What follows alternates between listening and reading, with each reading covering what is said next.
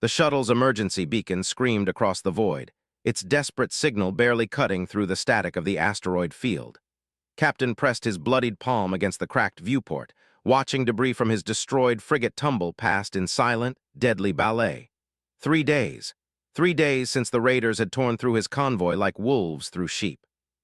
His oxygen meter blinked red, 6 hours remaining. Well, he whispered to himself, voice hoarse from dehydration. Looks like this is where the great human explorer story ends. The words had barely left his lips when something massive blocked out the stars. A ship, sleek and predatory, with hull plating that seemed to drink light itself. No design he recognized from any human database. The vessel moved with purpose, closing distance with movements too fluid for conventional propulsion. A tractor beam locked onto his shuttle with surprising gentleness.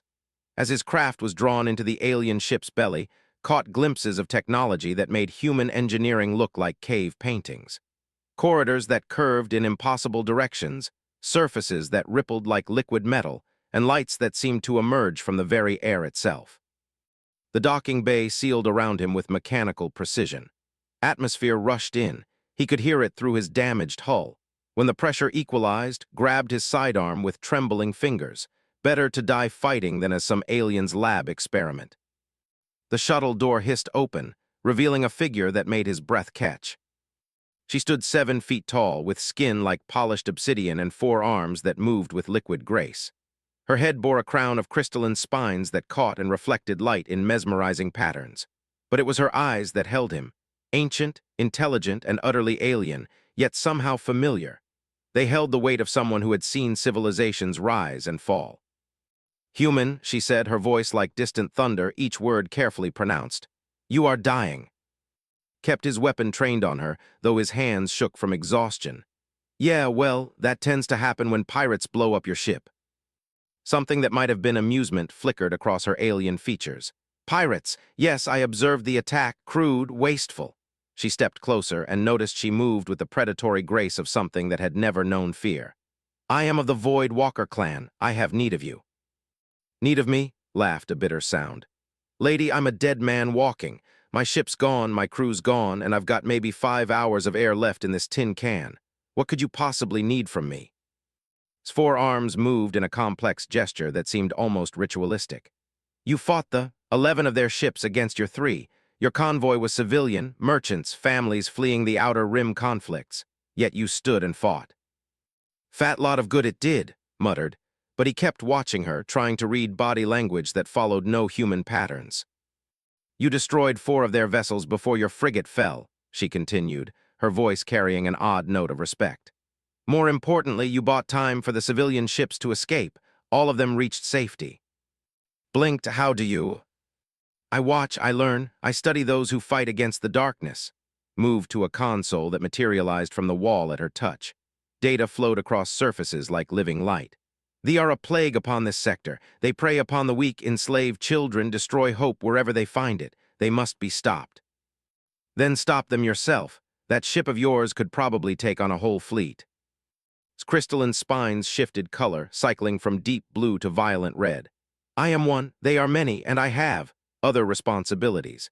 She turned back to him and saw something unexpected in those alien eyes, desperation.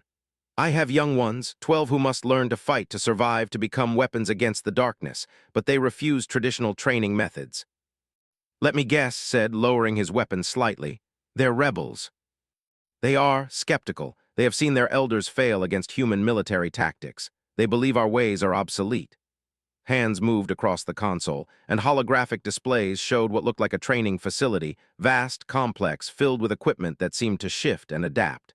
"They need a teacher who has faced our enemies and survived. They need someone who thinks differently." Stared at the displays, his mind racing. "You want me to train your kids to fight? I want you to forge them into weapons capable of protecting our people and yours." The temperature in the room seemed to drop several degrees, and her voice carried undertones that made his spine crawl. "They grow bolder. They probe deeper into civilized space. Soon, they will threaten both our species." "And if I refuse?" His 4 arms moved in perfect synchronization, and suddenly found himself looking down the business end of weapons that hummed with barely contained energy. But it was her smile that truly terrified him. cold, sharp, and utterly without mercy. Then you die here slowly as your shuttle's life support fails, or quickly if you prefer, but either way you die. The weapons disappeared as suddenly as they had appeared, but the smile remained. However, if you succeed in training my young ones, you will have a ship, resources, and the backing of the Void Walker clan in your fight against the... Looked around the alien ship, at technology beyond human understanding, at power that could change the balance in the Outer Rim conflicts. Then he looked back at those ancient, calculating eyes. What makes you think I won't just try to escape the first chance I get? Because, said her smile becoming something genuinely warm for just a moment, you are the human who fought 11 ships to save strangers. You are exactly what my young ones need to learn from. Honor, sacrifice, the willingness to stand against impossible odds. Holstered his weapon and rubbed his face with both hands. When he looked up, his eyes held the determination that had kept him fighting when any sane person would have run. All right, he said.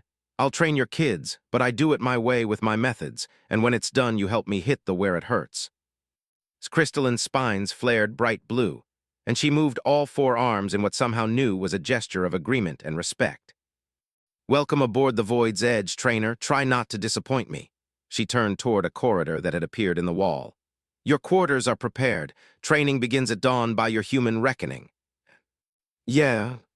My young ones have never met a human. They believe your species to be soft, weak, suitable only for prey. Her smile returned, cold and sharp. I suggest you prove them wrong quickly, for both our sakes. As she glided away, realized he might have just agreed to something far more dangerous than facing the raiders. At least pirates were predictable. Training alien warriors with a teacher who smiled like winter itself. Woke to the sound of metal striking metal in rapid, violent succession. The alien quarters had adapted to his presence overnight. The bed had somehow molded itself to his human physiology, and the walls now displayed a soft blue light that roughly approximated Earth's dawn cycle. But those accommodations felt insignificant compared to the thunderous combat sounds echoing through the ship's corridors. He dressed quickly in the training gear that had been provided, form-fitting material that felt stronger than Kevlar but moved like silk. The sounds grew louder as he followed the path had shown him the previous evening. When he reached the training chamber, he stopped dead in his tracks. The room was enormous, easily the size of a football stadium, with sections that physics. Some areas had different gravitational orientations. He could see figures fighting on walls and ceilings as if they were floors. Others flickered between different environments. Rocky terrain, dense jungle, open void with floating platforms. And everywhere combat was taking place with an intensity that made human martial arts look like children's games. The 12 young Void Walkers were sparring in pairs, and each one was magnificent and terrifying in equal measure. Like they stood 7 feet tall with 4 arms and crystalline spines, but their movements were faster, more fluid. They wielded weapons that seemed to shift form mid-combat. Swords became spears, became projectile weapons, became shields without pause. Their skin patterns shifted color to match their emotions and tactics, creating a dizzying light show of aggression and skill.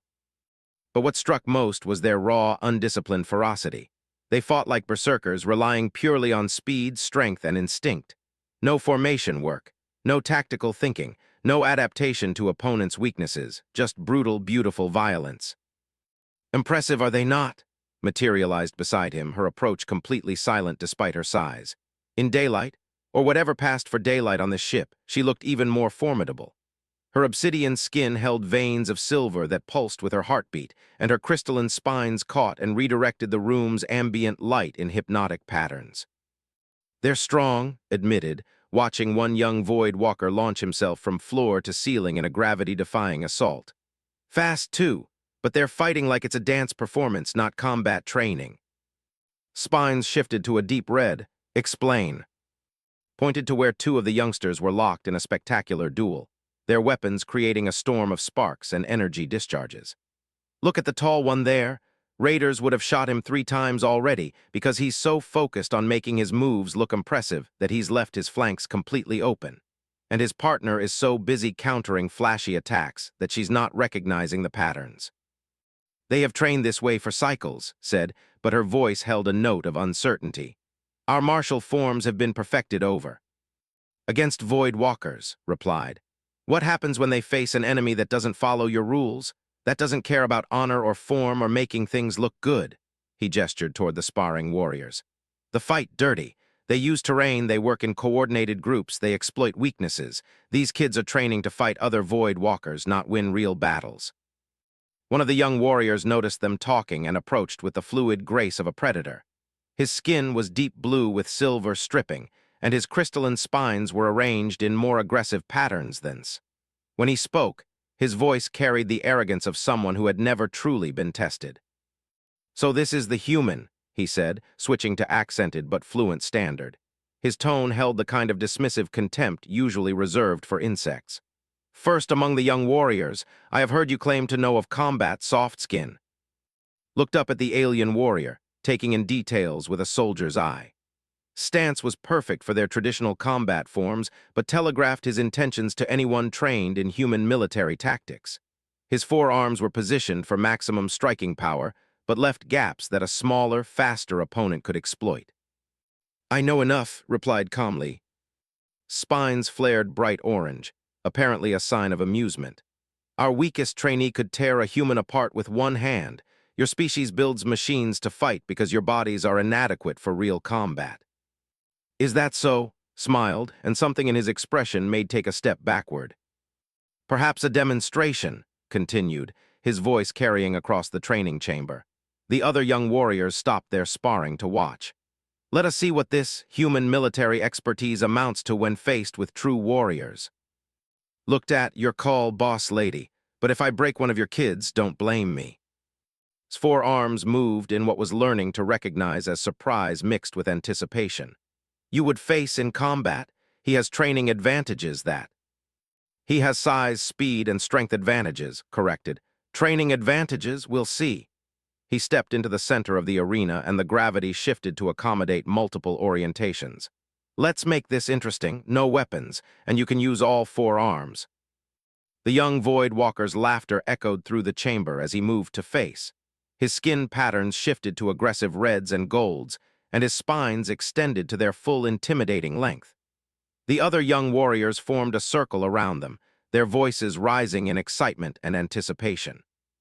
"This will be quick," announced, settling into a fighting stance that looked like poetry in motion. "Try not to break too easily, human. I want the others to learn from this demonstration." Dropped into a loose, relaxed posture that looked almost casual compared to the Void Walker's dramatic pose. His hands hung at his sides, and his weight was balanced evenly on both feet.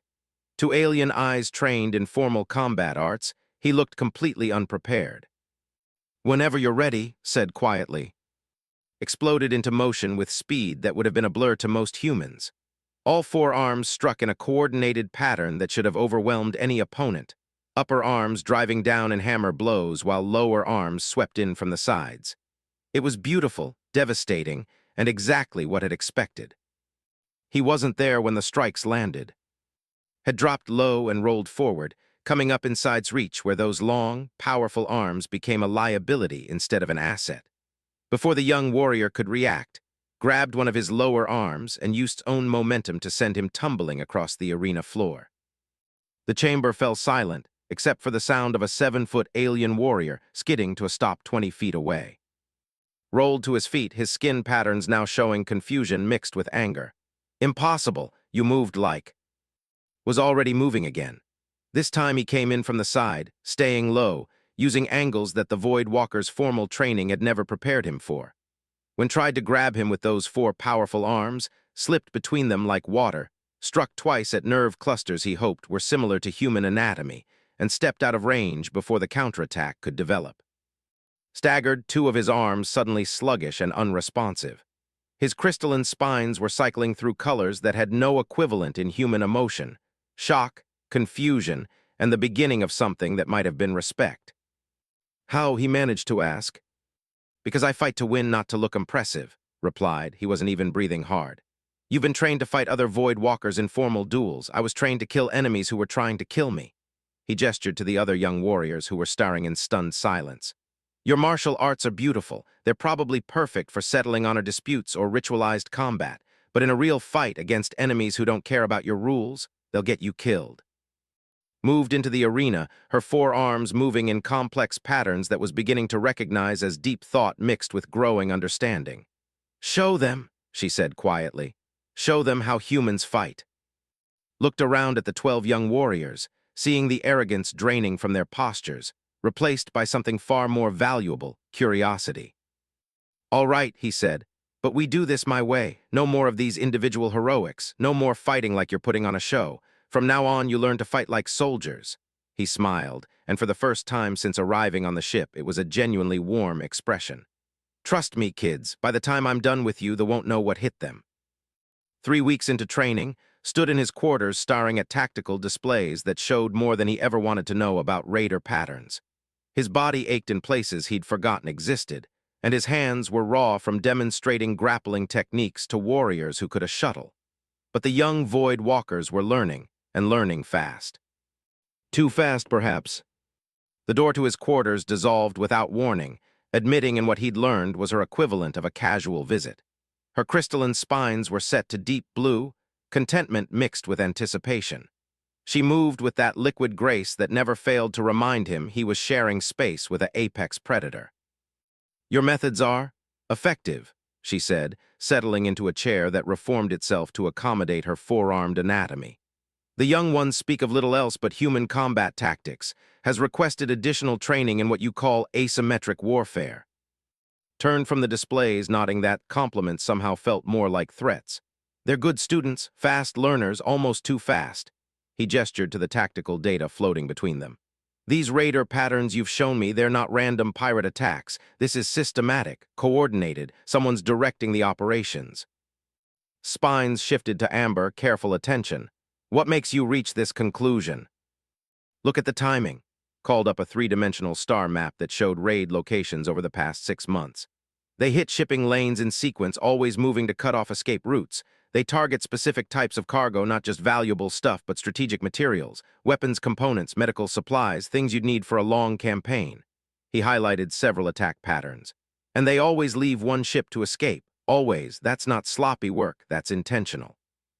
They want survivors to spread fear." His forearms moved in patterns hadn't seen before, complex gestures that seemed to carry multiple layers of meaning.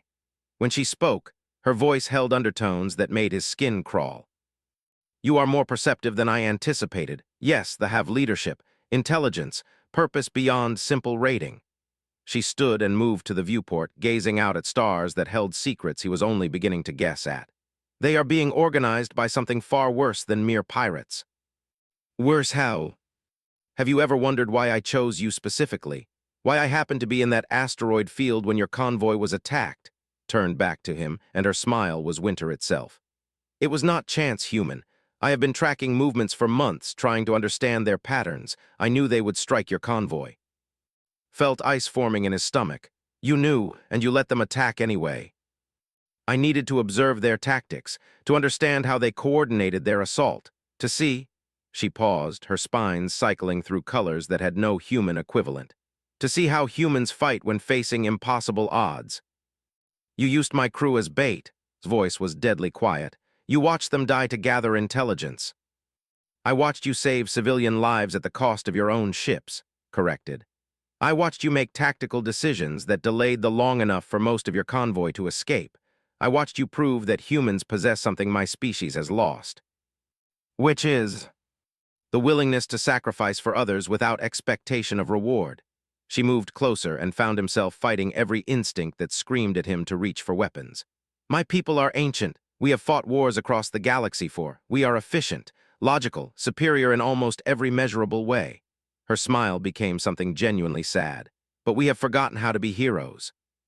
Stared at her, pieces clicking together in his mind.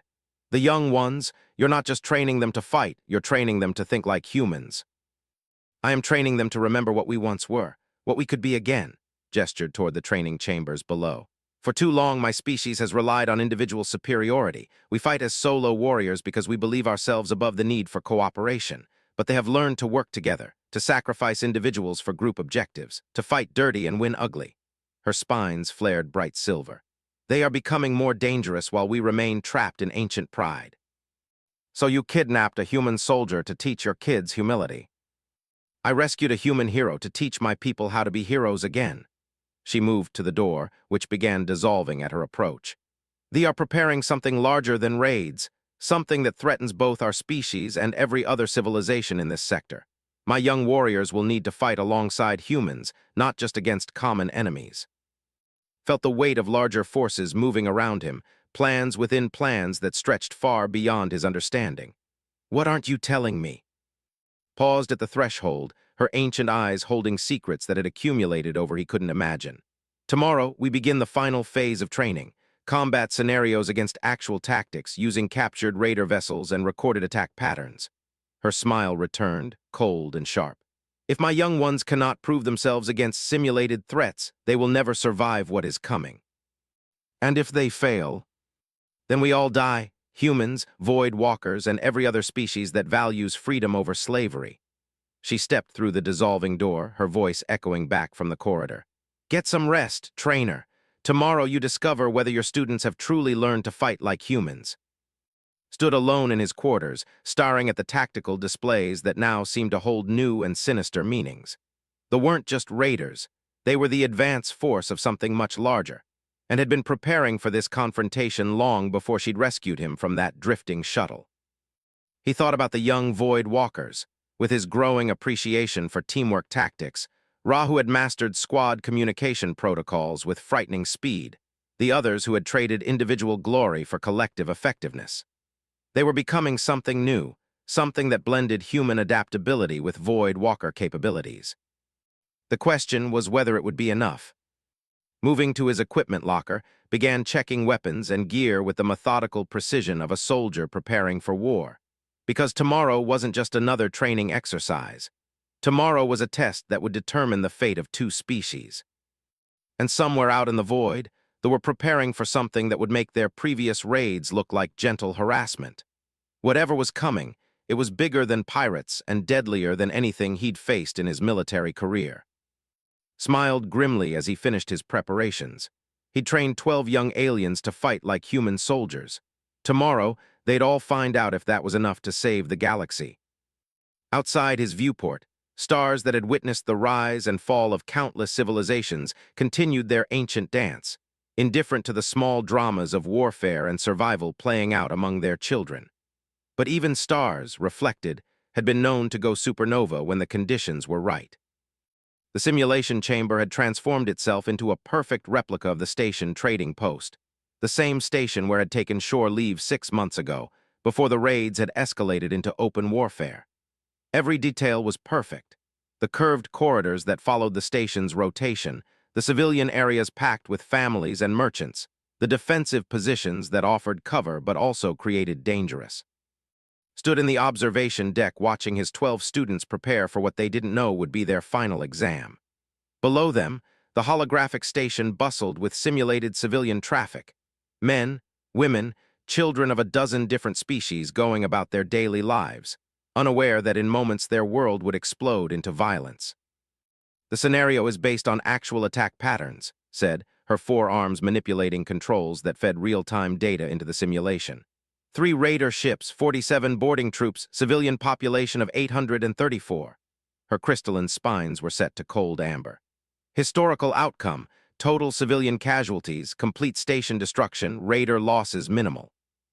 Watched position his squad near the main docking bay, while Ra's team took overwatch positions in the commercial district. 3 weeks ago, they would have charged directly at the strongest enemy position, seeking individual glory. Now they moved with the disciplined coordination of soldiers who understood that victory came through teamwork, not heroics. "They're ready," said, and was surprised to find he meant it. The first ship docked with the simulation of an assault shuttle hitting the station's hull. Immediately, the peaceful trading post transformed into a nightmare of screaming civilians and chattering weapons fire. The raiders poured through breach points with a savage efficiency remembered too well. 8-foot-tall reptilian humanoids covered in natural armor plating, wielding energy weapons that could punch through bulkheads. But this time, they encountered something they'd never faced before, void walkers who fought like human soldiers.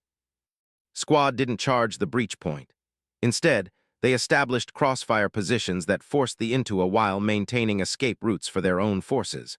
When the raiders tried their standard overwhelm tactics, they found themselves facing coordinated fire from multiple angles, their advance channeled into areas where Void Walker advantages could be maximized. They're trying to flank through Section 7. His voice came clearly through the communication system had taught them to use. Can you redirect? Already moving, came the reply. Hun, suppress that heavy weapon. Axe, get those civilians to safety checkpoint 3. Felt a surge of pride watching his students adapt to changing battlefield conditions with the fluid grace he'd tried to instill in them.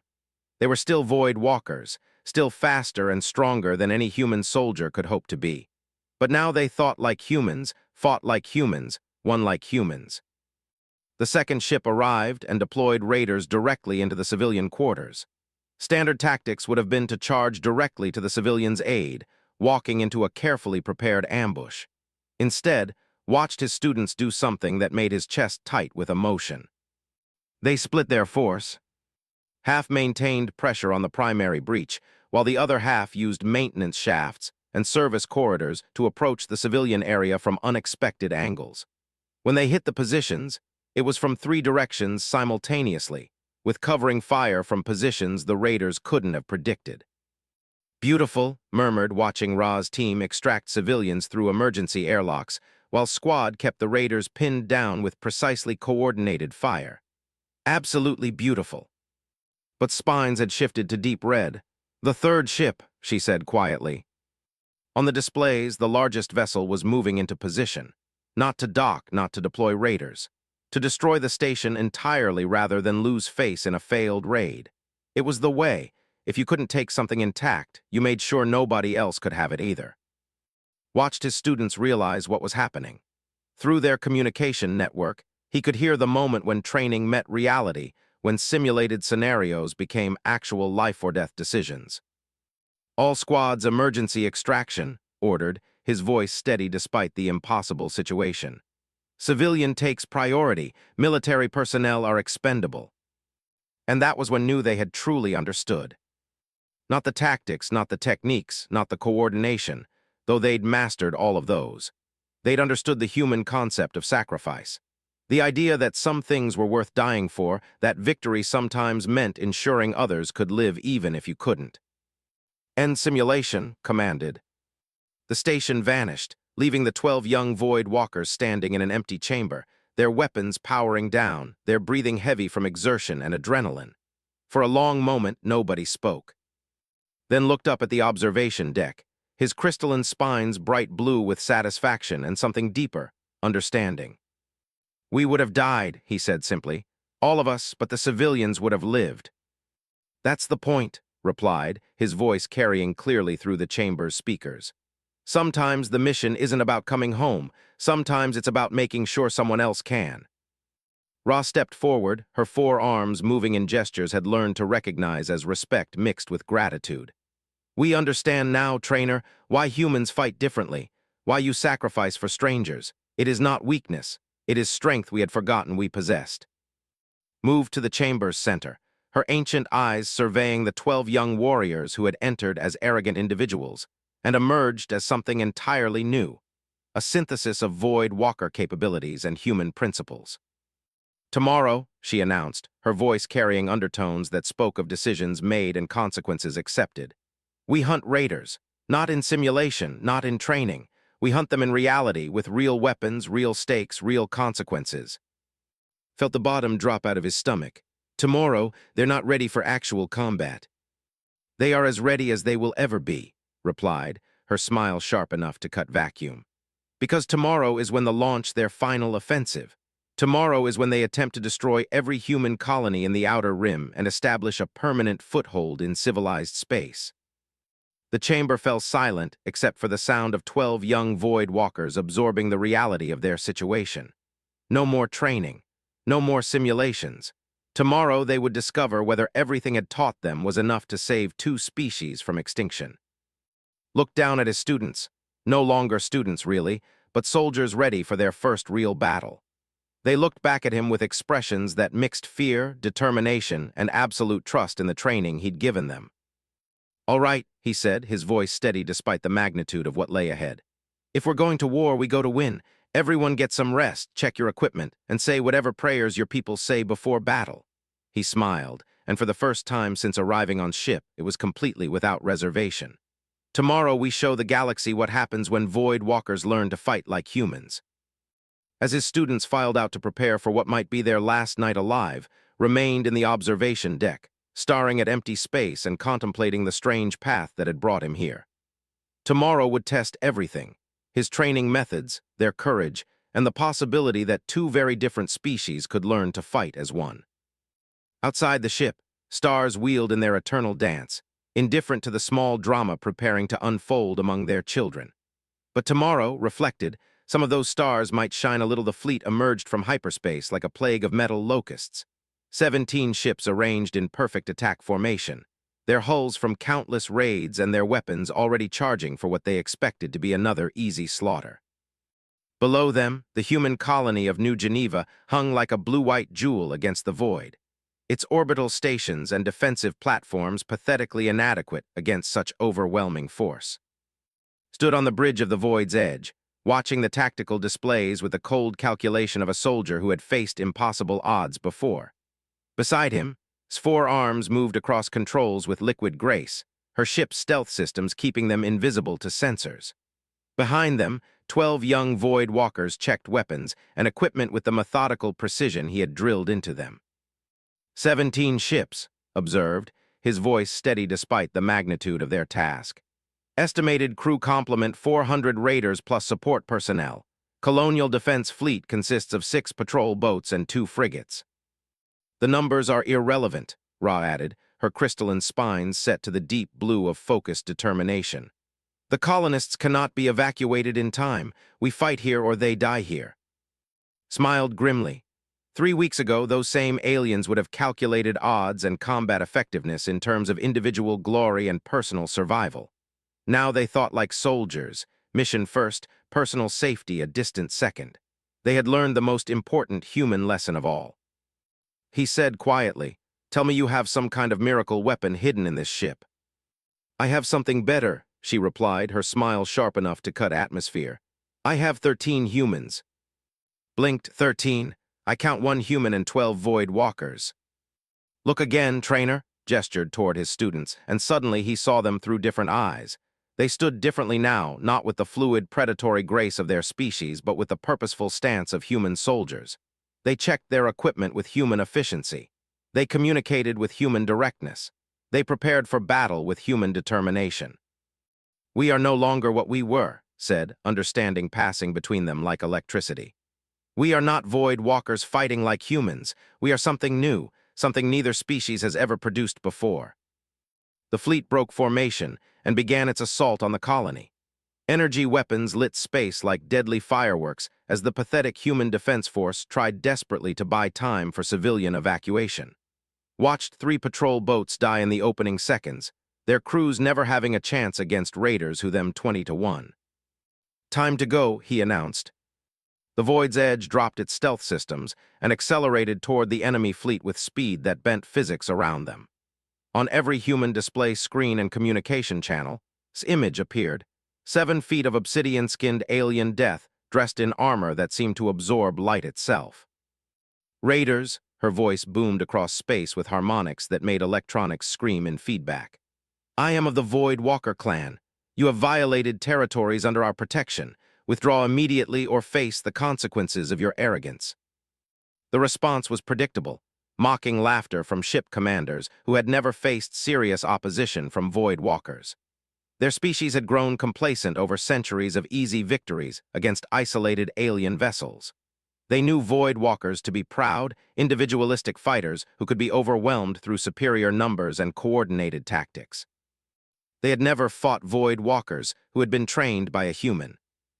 The first ship died before its crew understood they were under attack.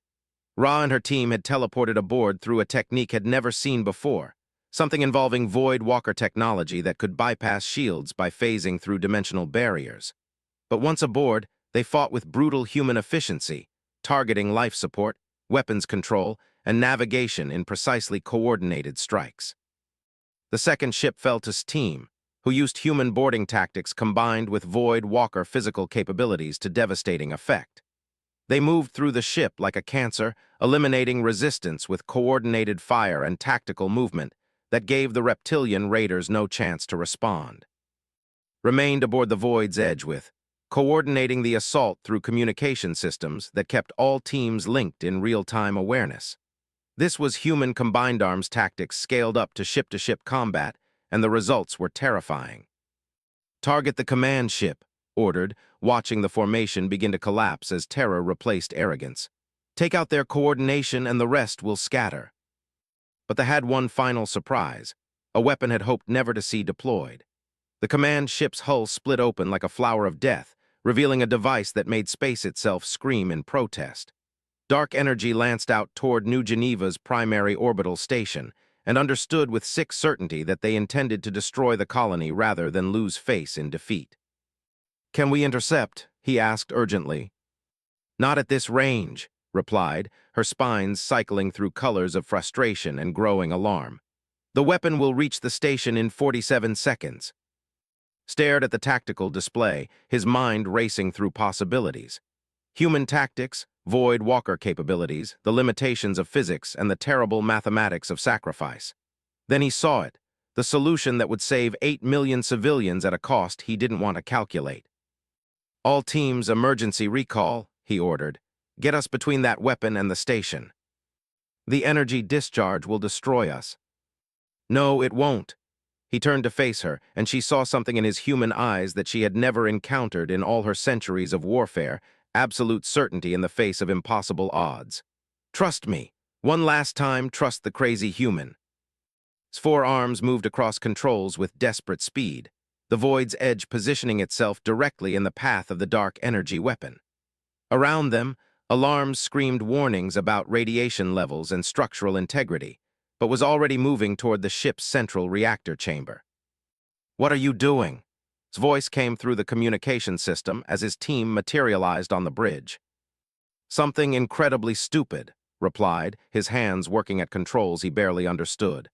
"Can this ship's shields be inverted? Instead of keeping energy out, can they trap energy in?" Understanding dawned in her ancient eyes. For a few seconds, perhaps, but the feedback would turn us into a bomb big enough to destroy that weapon before it reaches the colony. Smiled, and 12 young Void Walkers saw their human teacher prepared to die to save strangers he had never met. Sometimes the mission isn't about coming home, remember. But stepped forward, his forearms moving in gestures had learned to recognize as absolute determination. "No, trainer, you taught us human tactics, you taught us human sacrifice, but you also taught us human teamwork." He looked around at his 11 companions and saw something pass between them that transcended language. "We are no longer students," Ra said quietly. "We are soldiers, and soldiers do not let their teachers die alone." What happened next would be remembered in both human and Void Walker histories, as the moment two species became something greater than either could achieve alone. 12 young aliens and one human teacher worked together with perfect coordination, their combined knowledge of tactics, technology, and sacrifice, creating a solution none of them could have discovered alone. The Void's edge became a guided missile of incredible precision, its shields inverted to contain and magnify the dark energy weapon's discharge. But instead of one ship dying to stop the attack, 13 people worked together to redirect the explosion, channeling the blast through hyperspace conduits that scattered the energy harmlessly across empty void. When the light faded, the command ship was gone, its weapon destroyed by its own discharge.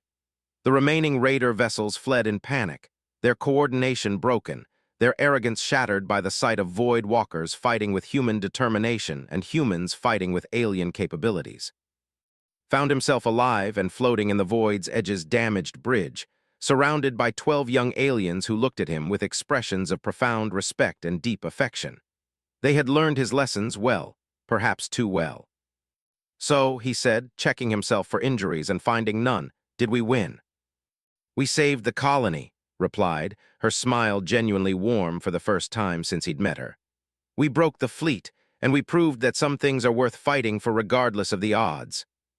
Approached, his crystalline spines bright with colors had never seen before, emotions that had no equivalent in either human or Void Walker experience. "Trainer," he said formally, "we request permission to continue serving under your command." The galaxy has many colonies that need protecting, many civilians who require soldiers willing to fight like humans. Looked around at the 13 people who had become his family, his students, his fellow soldiers. Outside the viewport, New Geneva's orbital stations sparkled with lights that represented 8 million people who would go to sleep safely because 13 individuals had remembered that courage, properly applied, could overcome any odds. "Permission granted," he said, "but next time we're charging the Void Walker clan for training services." And for the first time in her ancient existence, laughed with genuine joy, the sound carrying across space like a promise that somewhere in the galaxy, heroes still existed, and they were willing to teach others how to be heroes too brighter, illuminated by the fires of battle and the hope that courage, properly taught and bravely applied, might just be enough to hold back the darkness. Tomorrow would test whether he'd created 12 supernovas or 12 shooting stars. As training resumed under his direction, none of them noticed smile, cold, calculating, and utterly satisfied. Everything was proceeding exactly as she had planned. He had the feeling dawn was going to come far too soon.